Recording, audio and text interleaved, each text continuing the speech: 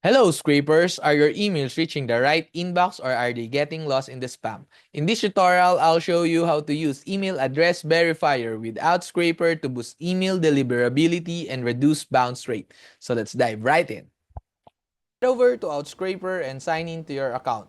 To access the service, click Services and search for Email Address Verifier. Email Address Verifier validates email addresses, check deliverability, filter out blacklisted emails, spam traps, and complainers, and reduce your bounce rate. You can add email addresses manually by pasting it in the query box, or you can upload your CSV file with the list of your query by clicking this Upload File button and clicking this Choose File, and upload your file. Once all the parameters have been set up, click Get Data. Review the estimated cost and a rough estimate processing time, then hit Confirm. Once the process is complete, click the Download button.